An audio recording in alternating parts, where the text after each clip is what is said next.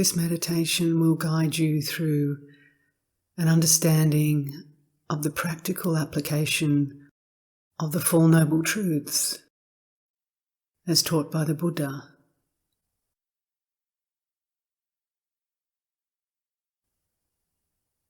And how you can take this profound teaching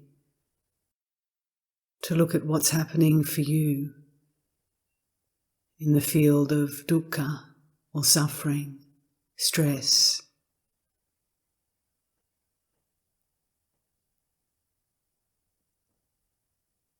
And to see how, when looking clearly with insight, suffering can naturally unravel and dissipate.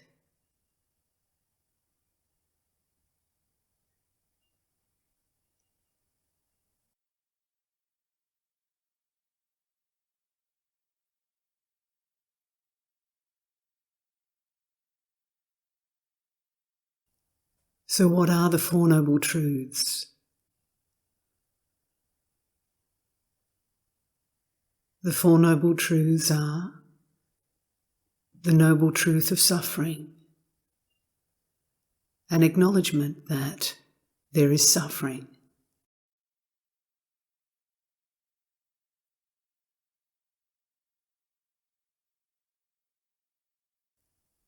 The second noble truth is the cause of suffering, an understanding of how this suffering came to be, its origination.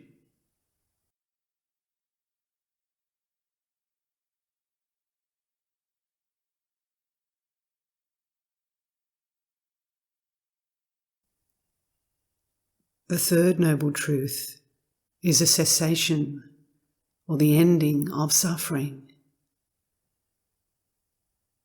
Understanding the factors, the conditions that lead to the ending of suffering.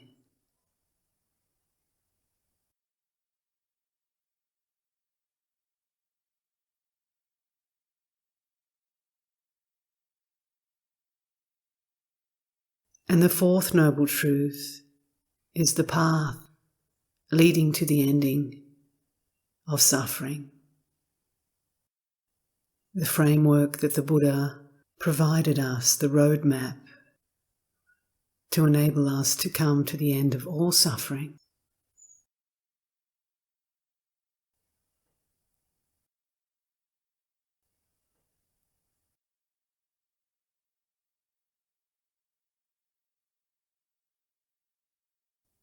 So let us take those Four Noble Truths into this guided meditation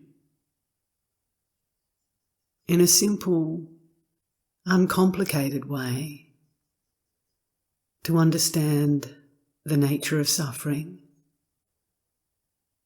how it comes to be, and how it comes to end. Right here, right now.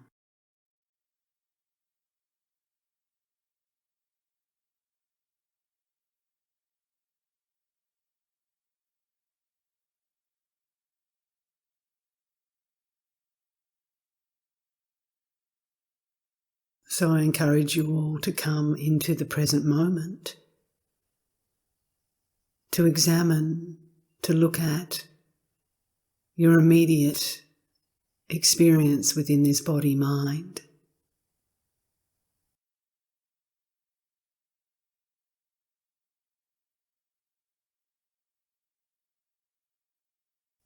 Just to notice what is happening for you right now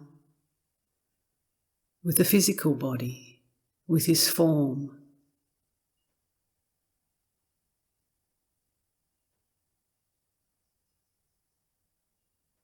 If there's aches or pains,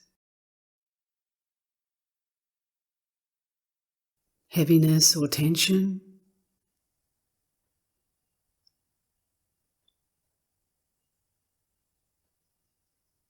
or general discomfort.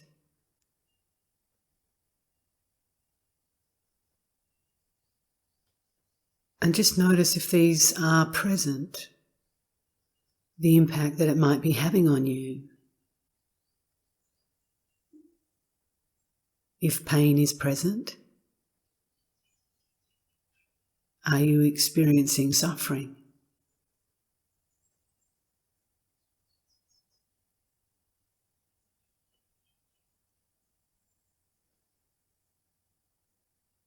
If there's no pain in the body, if the body feels light and relaxed,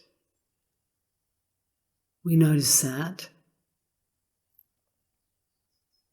But we also need to notice if we're holding on or clinging to any of these pleasant sensations.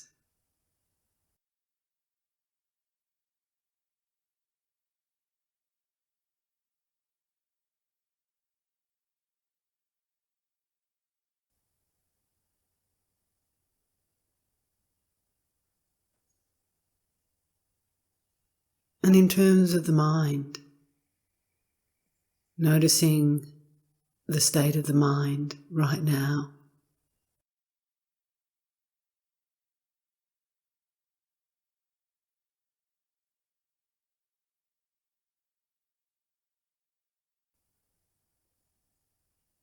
If there's agitation, restlessness, distraction, worry, depression, any of these factors within the mind,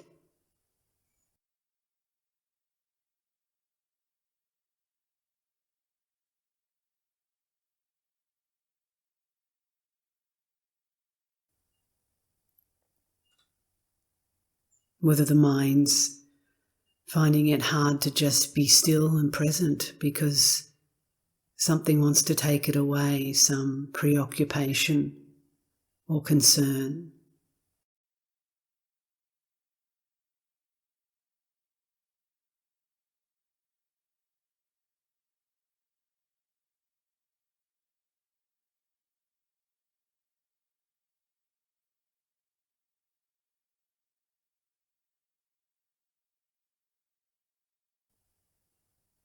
So we notice honestly any of these factors, and we notice, we acknowledge that this is suffering, this is stress.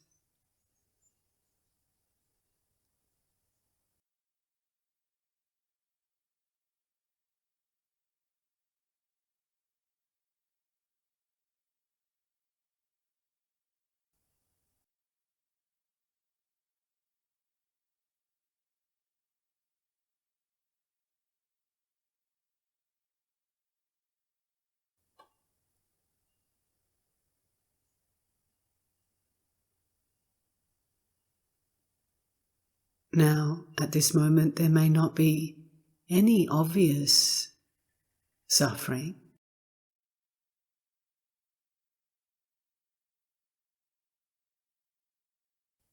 The Buddha didn't say that life is always suffering or life is only suffering. But I think we could all honestly concur that for most people,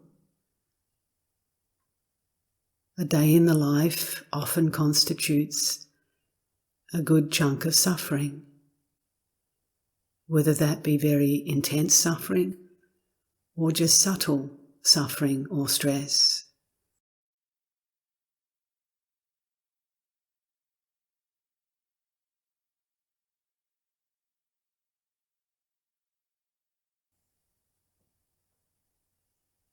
So we're never that long without an opportunity to acknowledge the presence or existence of some sort of stress.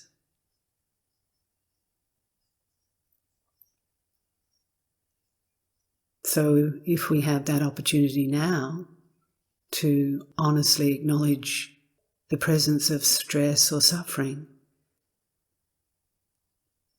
it's actually a good opportunity to work with it skillfully according to the framework of the Four Noble Truths.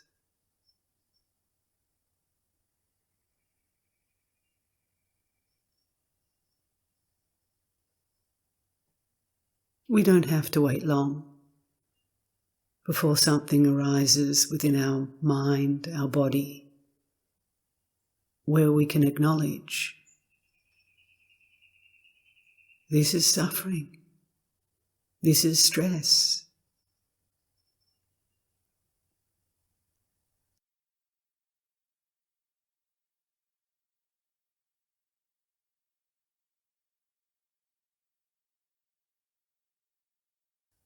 And we utilize that acknowledgement in a noble way. It's noble because we aren't judging it. We aren't pushing it away, denying it, or glossing over it as if it's no big deal.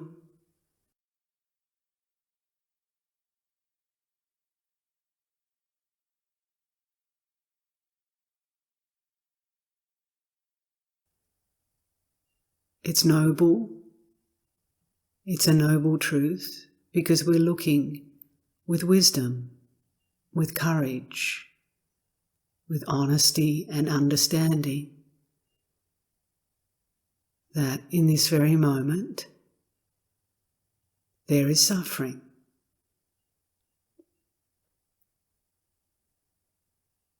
And it may take any particular form, a very gross, intense experience of suffering, or a subtle, somewhat subconscious experience of suffering. Maybe a sense of just feeling ill at ease.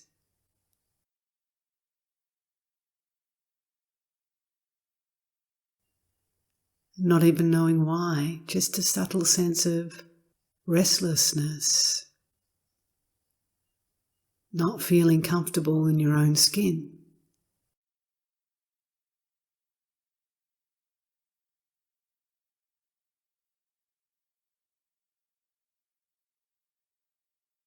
So there are many degrees of suffering.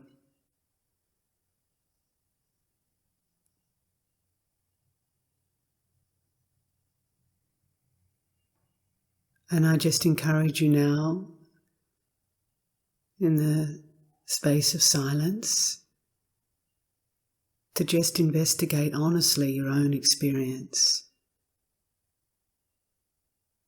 and to notice when you can notice with awareness, gentleness, and a non-judgmental frame of mind. This is suffering.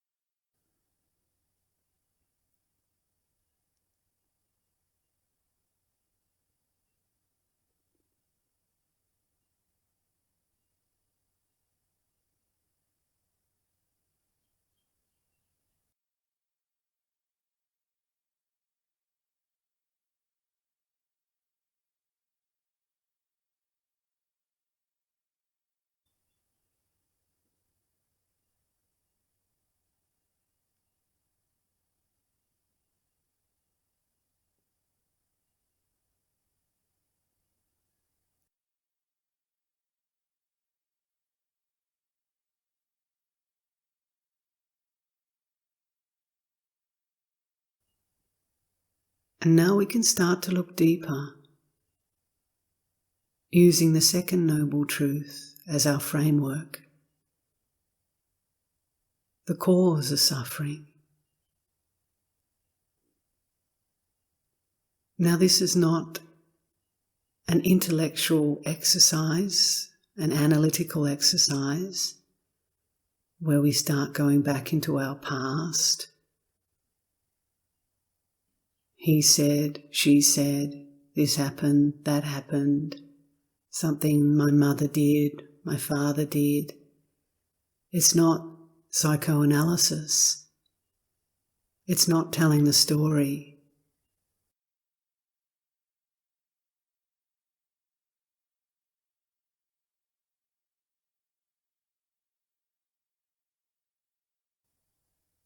It's simply looking in an uncomplicated, uncomplex way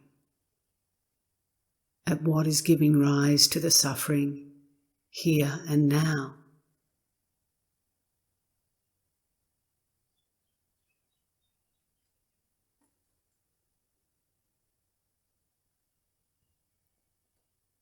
So, for example, if you find you are suffering from what's very common in our culture, a kind of underlying anxiety, a low-grade anxiety, where you feel out of sorts,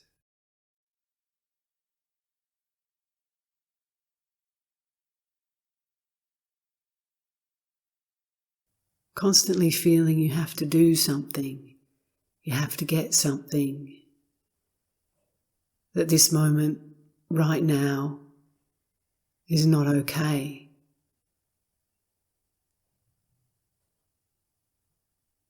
What is the cause of that when you look clearly, honestly?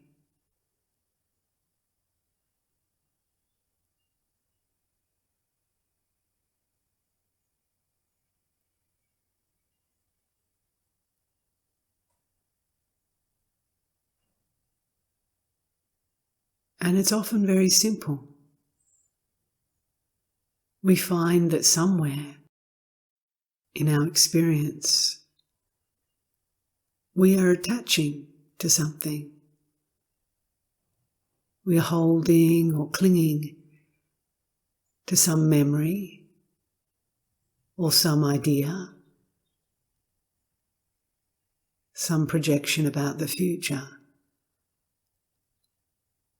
which imagines sometimes a worst case scenario.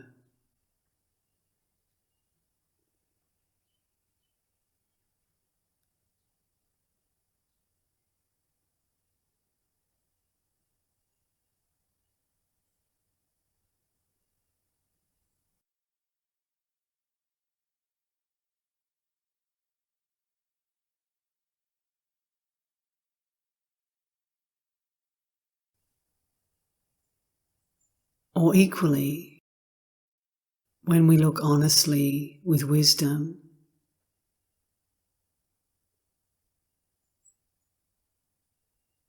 we may often see that there's this subtle wanting, craving, wanting things to be other than they are, wanting to be in the future rather than to be right here, right now.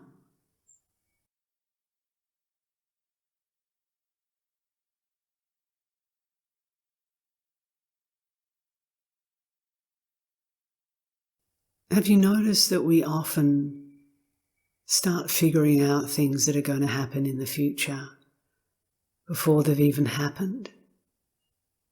That we're living in the future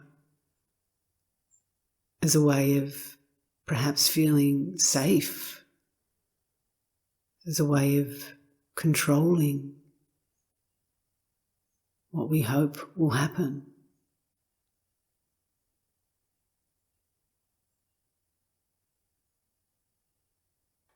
And we've become conditioned in our minds to this process of always running forward into some imaginary future as a way of easing our worry, our desires,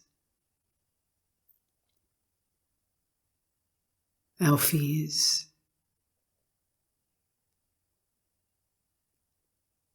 And this causes stress and suffering to arise.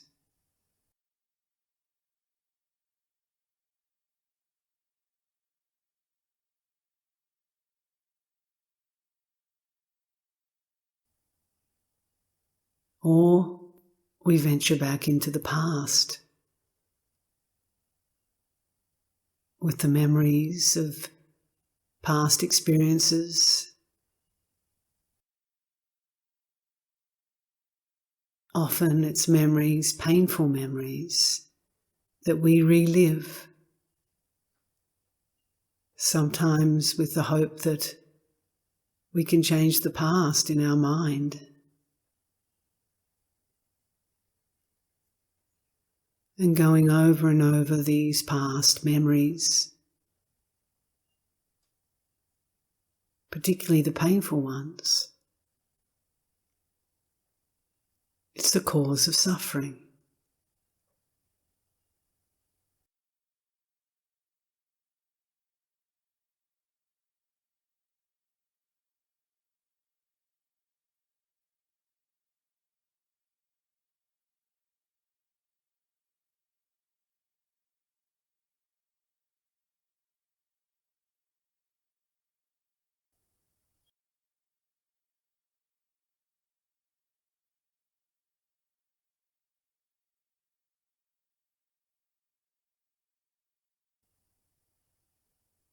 Or we may go into the past to remember the good old times, holding on, clinging to the ideals, the pleasure of the past, and often reliving and holding on to this past because the present doesn't feel so good. It doesn't live up to the ideals of what happened in the past. And this is a cause of suffering.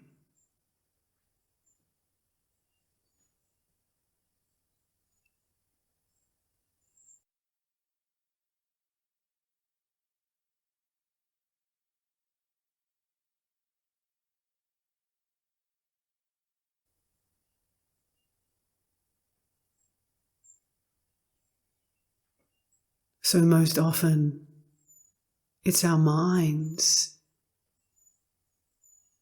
that give rise to a constant feeling of stress and suffering by its tendency, its conditioned process to always be running here and there,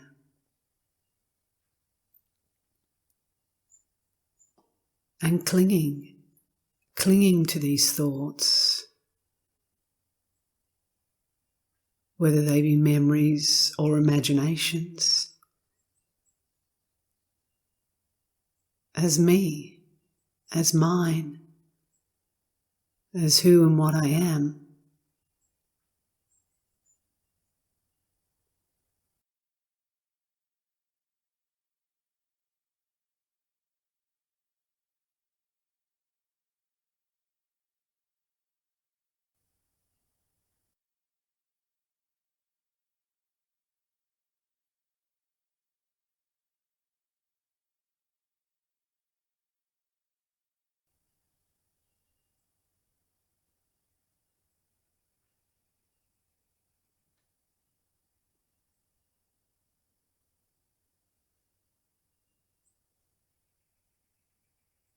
So the noble truth of the cause of suffering,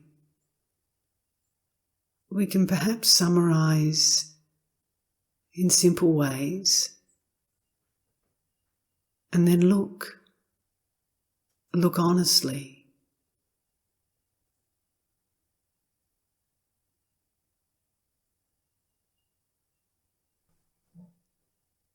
There's a wanting, there's a craving, there's a clinging to something, some form some sensation, some idea, memory, feeling.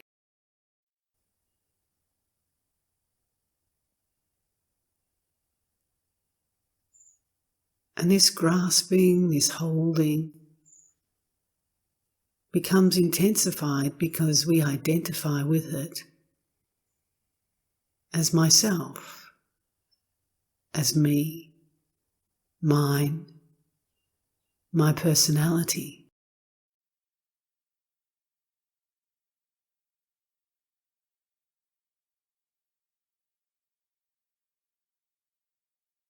These are the causes of suffering.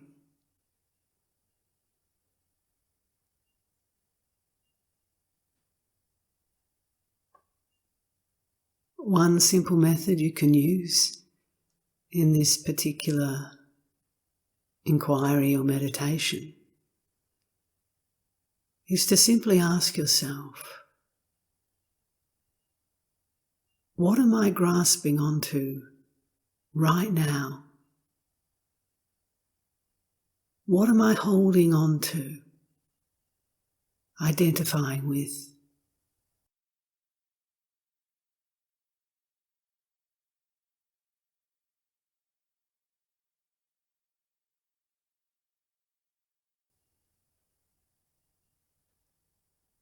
It could be a pain in the body, my pain.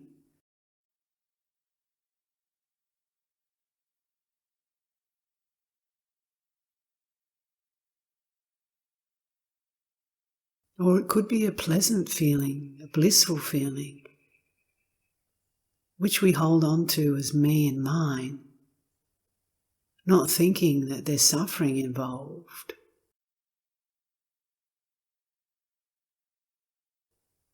But the suffering will come when that pleasant feeling ends, if we are grasping and identifying with it.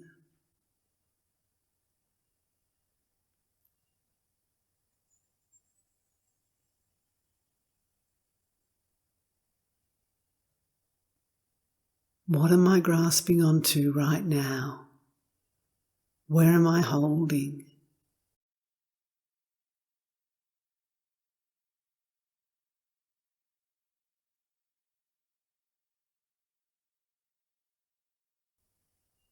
Is it a thought,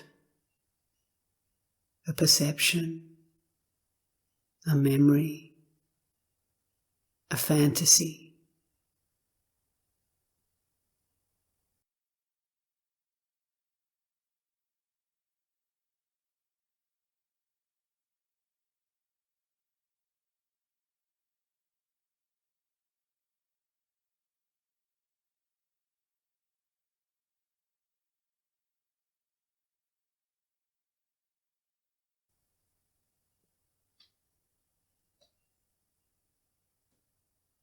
When you notice and where you notice you're grasping, you'll see the cause of suffering in your own direct, immediate experience.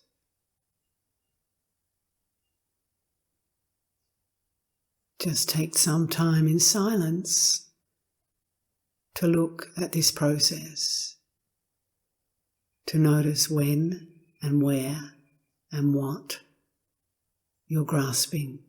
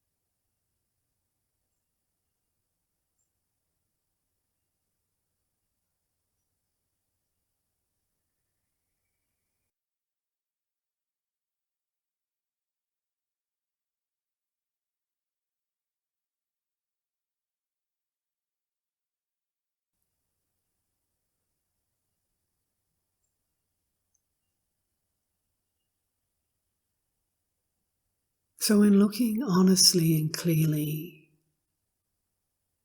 if you manage to, at the cause of some of the suffering that arises within your direct experience, you may also have discovered how this suffering comes to cessation, how it ends. And it's simple, because once you've really seen with wisdom the cause of suffering, letting go happens naturally.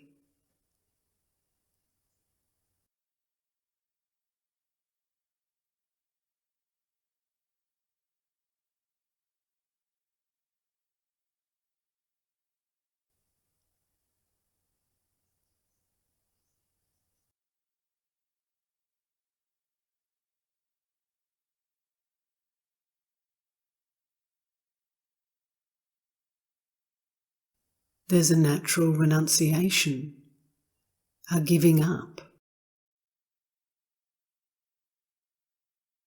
You don't have to force it. You don't come to the end of suffering by willing it away, by pushing it away. That just gives rise to more suffering.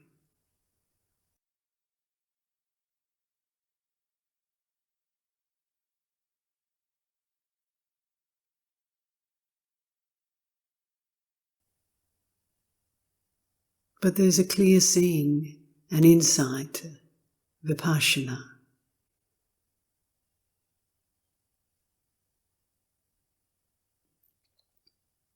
The cause of suffering is due to my own ignorance of not having seen how I was grasping and holding and clinging to these desires or fears.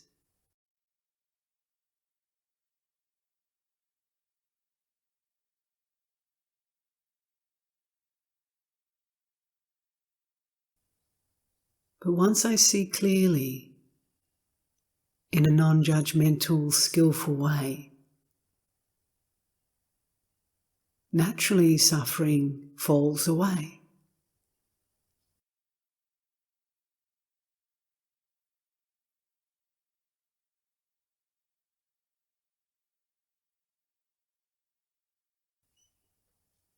It doesn't mean that it doesn't rise again, but this is the path of practice.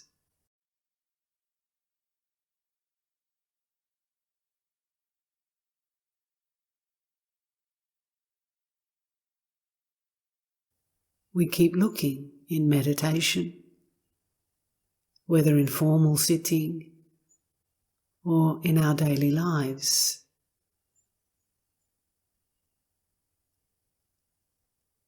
We get an alert, an automatic alert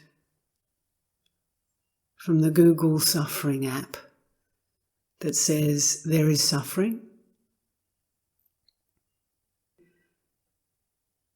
And it's a helpful alert, actually. Wherever there is suffering, there's an opportunity for awakening, to wake up to here and now.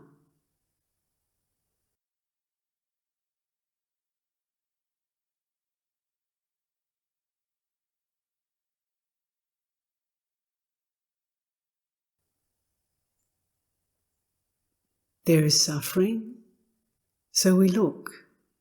What is the cause?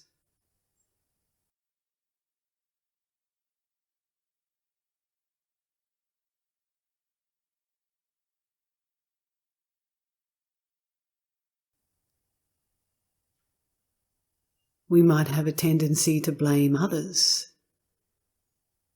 What they said is the cause, what they did is the cause, or what they didn't do is the cause.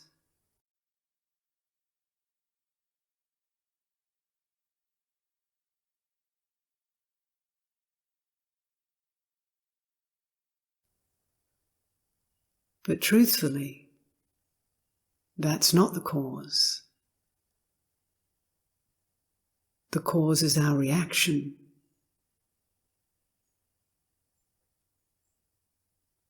But you have to be willing to really look honestly and courageously at that to see that the root cause of suffering happens within our minds. The way we perceive something, judge something. But most importantly, the way we identify as something, as me, as mine, as who I am.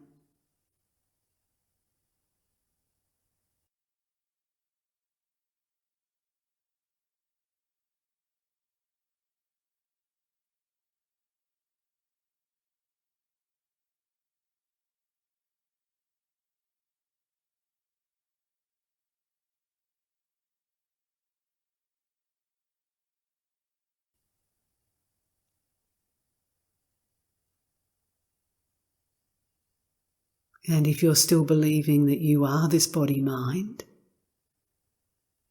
then this framework, these noble truths, may not be able to work for you.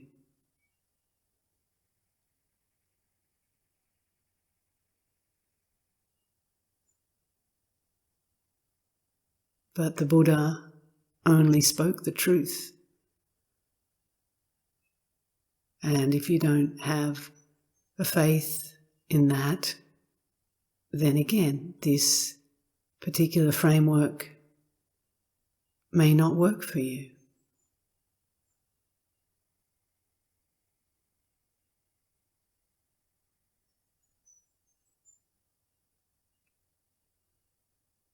So those who think that suffering is caused from the outside, from other people, and need to subscribe to that view,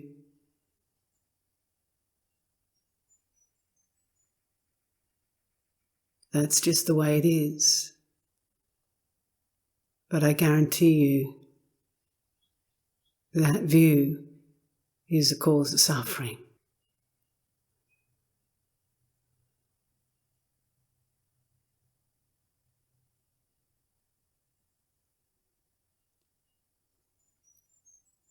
So this particular framework is asking us to take responsibility, not in a personal way, but just in an honest way, that this is where suffering arises, this is where suffering ceases.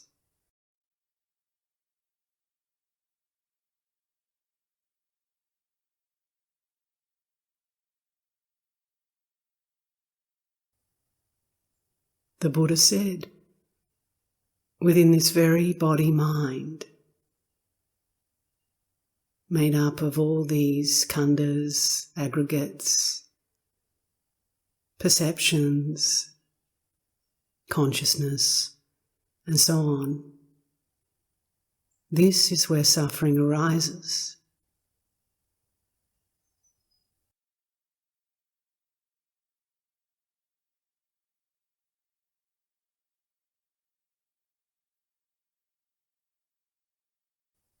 And where does suffering cease?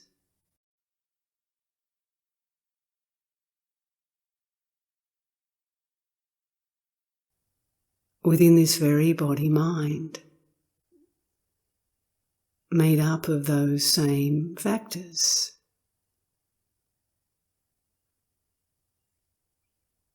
Of all the sense doors, sense consciousness, the mind and all its workings of perception, mental formations and consciousness. This is the place where suffering ceases.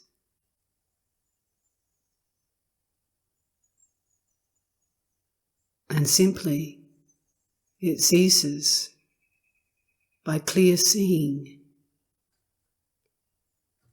panya, wisdom.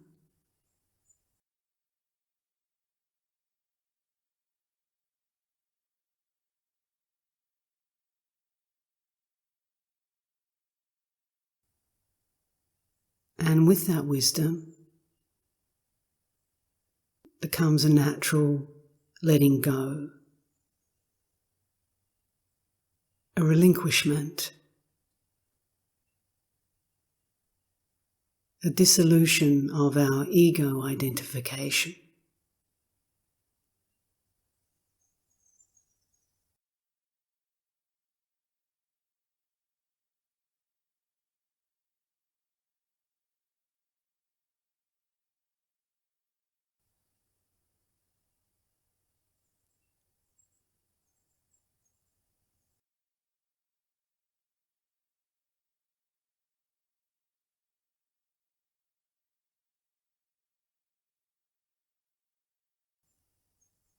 And it all happens naturally if there is right view.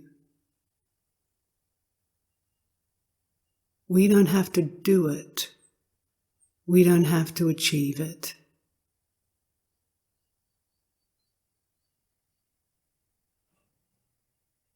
Just wake up and look, and it drops away.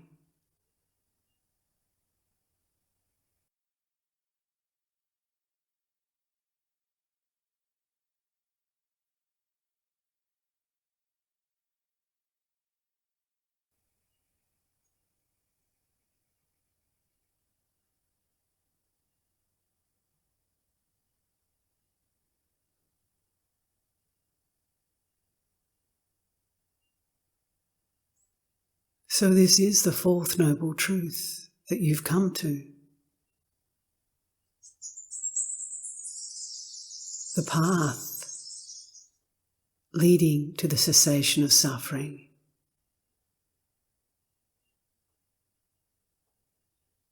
With right view, we understand the Four Noble Truths, and we practice this with right view.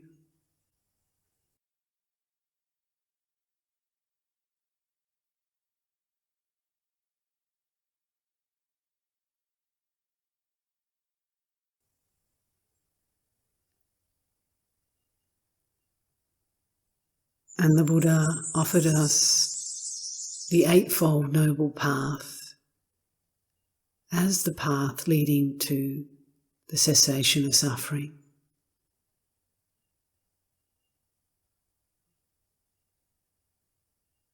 The Eightfold Path is a comprehensive way of developing the spiritual practices and qualities that can help us, propel us out of suffering.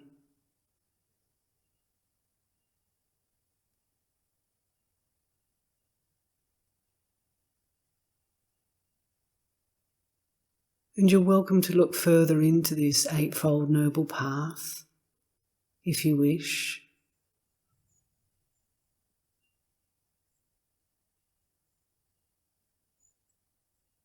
But in essence, it's a spiritual practice that you can find in most traditions, in some form or another, where we undertake to live an honest, pure, moral life, a virtuous life, as a foundation of a way of purifying our minds, of clearing the veils, so that we can see more clearly into our own experience.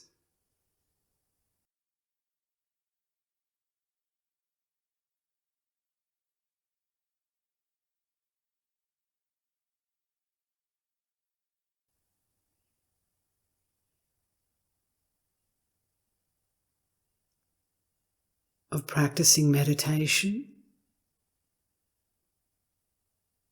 of living a wholesome life,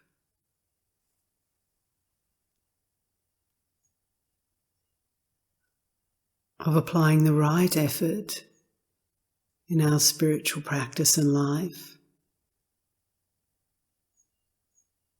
of maintaining mindfulness, wakefulness in all that we do and say.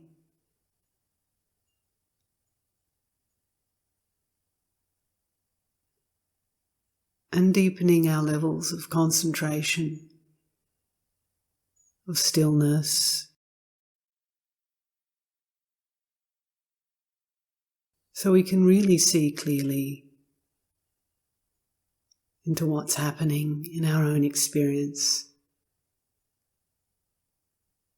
And we follow our own path then, which leads to the release of suffering.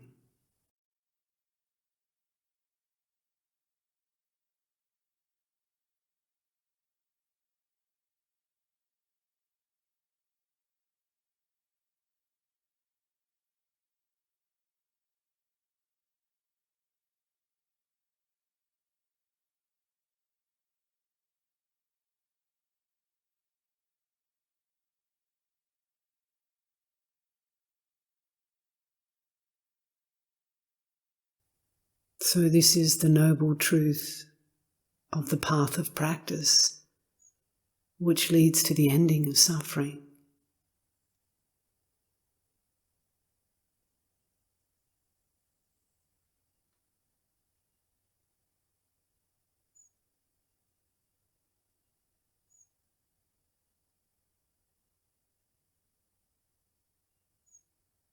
And the Four Noble Truths is like a handy toolkit that we've been given by the Buddha. And we can take it anywhere on our journey through life. At any moment we can look.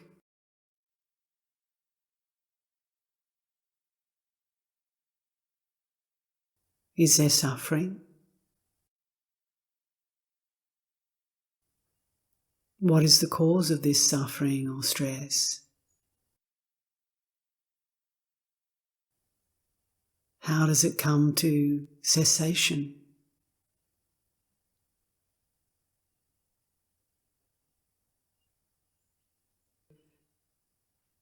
And this is the practice path that you can consistently adopt in order to come to the end of all suffering.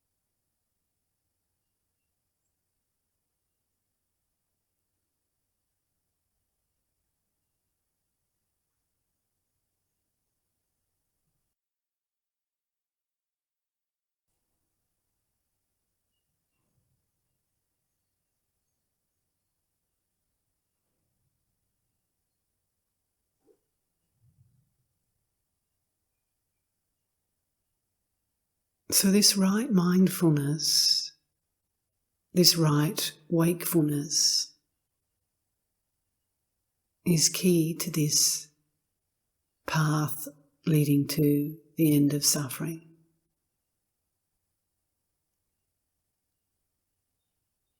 And it means to just keep looking in at what's happening within your own body-mind experience.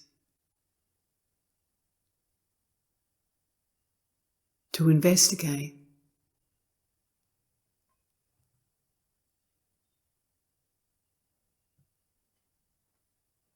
With wisdom. And like anything, the more we practice, the better we become at it.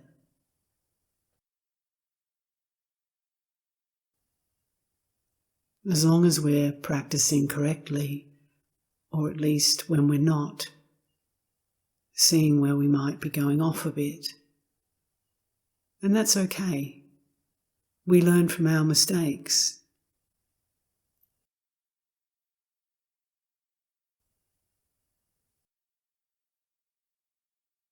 So if we're not looking with right wisdom, then we'll know about it because there'll be suffering. So again, suffering is our best teacher.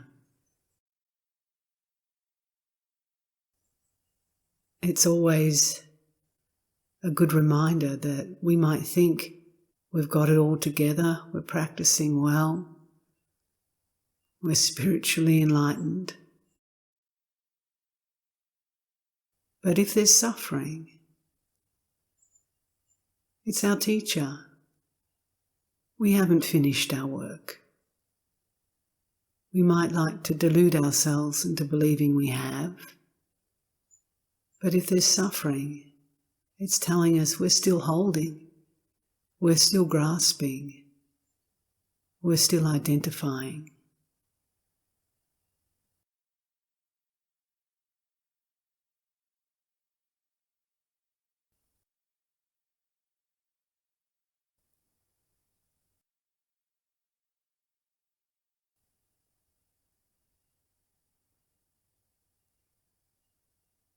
So may these Four Noble Truths be an anchor for you, a guide in your journey through samsara.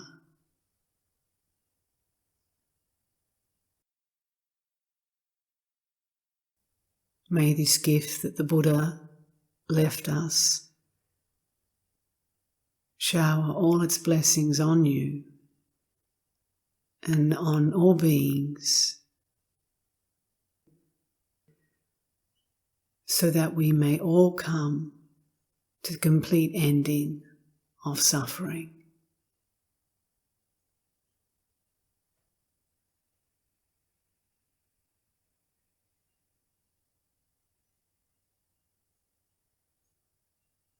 May you all be well.